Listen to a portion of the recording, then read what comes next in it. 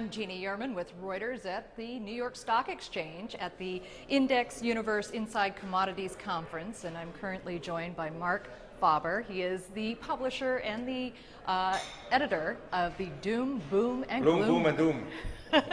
And that title has not changed, nor has his outlook. And on that note, just this afternoon, the European Banking Authority actually revised upwards its the amount of money that 12 different countries' banks are going to have to come up with by June to restore confidence in the banking system. Now they're saying it should be around 153 billion, up from October. Any surprise there? No, I think they will need much more than 153 billion eventually to restore confidence, because basically the banks are in a very bad shape, and the reason is they're in a bad shape is that they're so leveraged still. And I mean, by the way, also the American banks are leveraged through the derivatives markets and so forth. So I'm very bearish, but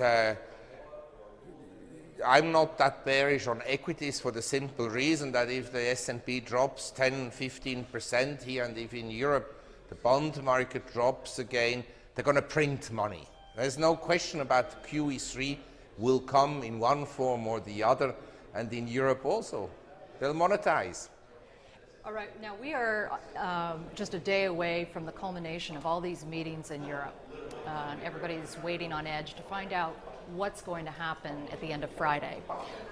What is your sense? Well, I'm not a politician, I wouldn't know, but they'll make some kind of a nice announcement to boost confidence, and they will just postpone the real solutions to the problem. They'll address some of the symptoms.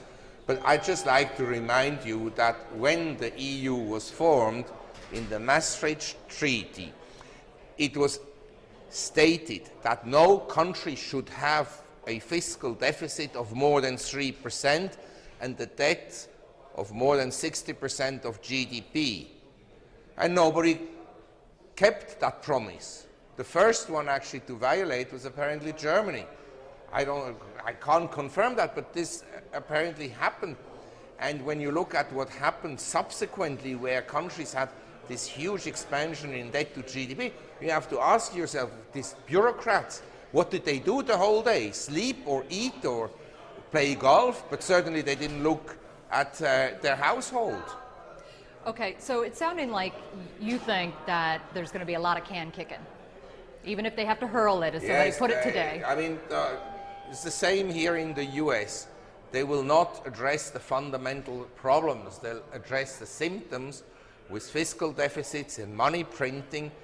And like Larry Summers, he recently said, the paradox of the situation is that we got into trouble because of too much borrowings and spending, but we have to spend more and borrow more to get out of it. I disagree, but this is the view of the Keynesian economists. Okay, now you think there's a limit, though, to these kinds of actions? Yeah, I think that the limit has been reached, in the sense you can increase debt, but it doesn't increase prosperity or economic growth, because there's a point where the excessive debt growth doesn't stimulate economic activity anymore. What it does, it creates bubbles in different sectors of the economy, and we have a global economy, so the bubble may not even happen in the US. If you look at the monetary policy of Mr. Bernanke, were designed to lift the housing market. The only asset that didn't go up since 2008 is housing.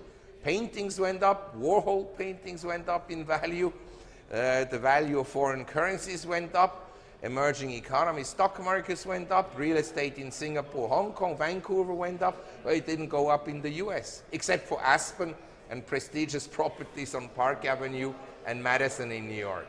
Okay, now very specifically though, you said something pretty provocative today, which is that you expect that there's going to be a global collapse, ultimately. Yes. And that being said, do you have any sense for the timing on that? Yes.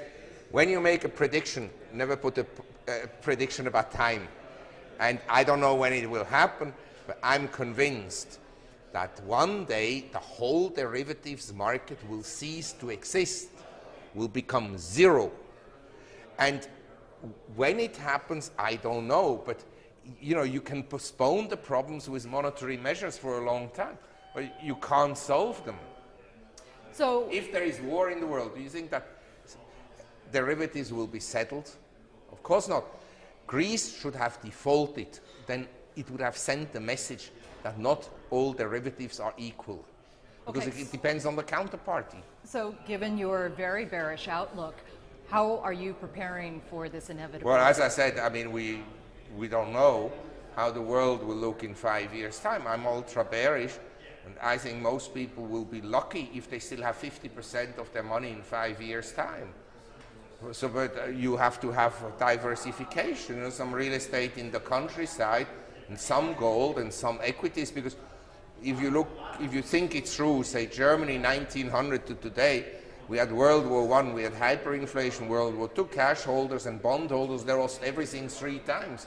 But if you owned equities, you'll be okay. With real estate, it depended where you owned it. If you owned it in Eastern Germany, you lost it also. So, you know, but in equities in general, you will not lose all of it. It may not be a good investment, but you will not lose it all. I mean, unless you put it all in one company and it goes bankrupt. Okay, so That's why I would also own some gold. But as I said, I'm worried that one day governments will take it away. how about the flip side? What would you avoid? What are investments you would avoid in the next year? Basically 2 years? government bonds. And I think that cash is only useful for a brief period of time. And that was Mr. Faber of the Doom, Boom, and Gloom Report.